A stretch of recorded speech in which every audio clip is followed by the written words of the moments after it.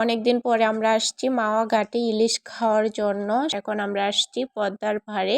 আমি খাবো হাঁসের মাংস দিয়ে চিটা রুটি।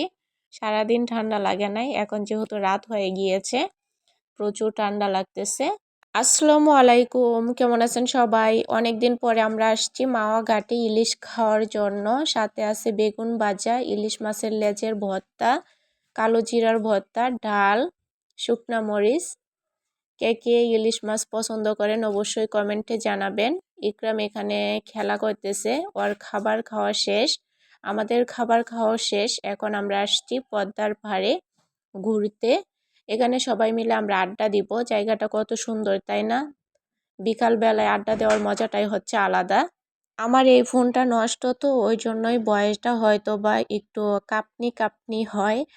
মানে আমি নিজেও বলে বোঝাতে পারবো না, বয়সটা কেমন জানি শোনা যায় আমার কাছে। আপনাদের কাছে কীরকম শোনা যায় আমি জানি না। আর নতুন ফোনটা তো চুরে নিয়ে গিয়েছে, কি আর করার। নতুন ফোনটা হয়তো বা আমার ভাগ্যে ছিল না, চুরের ভাগ্যেই ছিল। নতুন ফোনটা নিয়েছিলাম ভিডিও করার জন্য, ওই ফোনটা অনেক ভালো ছিল, আমার ভাগ্যে নাই, কি আর করার। ইকরাম এখানে খেলা করতেছিল, ওর অনেক ভালো লাগতেছে। বাসায় যেহেতু সারাদিন একা একা থাকে, একটু ঘুরতে নিয়ে আসলে অনেক খুশি হয়ে যায়। আর এই যে আমাকে কীরকম লাগতেছে অবশ্যই কমেন্টে জানাবেন। আমি না এত সুন্দর করে গুছিয়ে কথা বলতে পারি না। ভিডিওতে যদি কোনো রকম কথার ভুল ত্রুটি হয়ে থাকে অবশ্যই ক্ষমা দৃষ্টিতে দেখবেন। এখানে আমি আবার ঢং করতেছিলাম, আপনাদের ভাইয়াকে বলতেছিলাম কয়েকটা ছবি তুলে দাও, ও ছবি না তুলে ভিডিও করতেছিল। আমরা চলে আসছি শ্রীনগর মামার বাড়ি হোটেলে। আমরা এখানে বসে চা খেয়েছি, এখন আমি বিলটা দিচ্ছিলাম। মাটির কাপে চা খাওয়ার মজাটাই হচ্ছে আলাদা।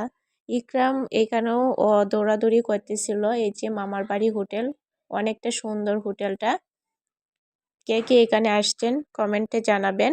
আমাদের চা খাওয়ার 3 ঘন্টা পরে আমরা এখন নাস্তা করতেছি চিটা রুটি, হাঁসের মাংস, গরুর মাংস। চিটা রুটি পিঠাকে কার অঞ্চলে কী নামে ডাকেন অবশ্যই বলবেন কমেন্টে। সাথে আছে সবজি। আমি খাবো হাঁসের মাংস দিয়ে চিটা রুটি। এই যে অনেক ঠান্ডা লাগতেছিল, এখন সারাদিন ঠান্ডা লাগে নাই, এখন যেহেতু রাত হয়ে গিয়েছে প্রচুর ঠান্ডা লাগতেছে। আমার সাথে অনেক মানুষ আছে, ওনারা ক্যামেরার সামনে আসবে না, তাই আর ভিডিও করা হয় নাই। আমরা নাস্তা করে এখন চলে আসছি শ্রীনগর রেল স্টেশনে। স্টেশনটা অনেকটা সুন্দর, এখানে আবার আমরা বসে আড্ডা দিব। আমি আবারও বলতেছি, যদি ভিডিওতে কোনো রকম ভুল হয়ে থাকে অবশ্যই ক্ষমা দৃষ্টিতে দেখবেন। সবাই ভালো থাকবেন, আমাদের জন্য দোয়া করবেন।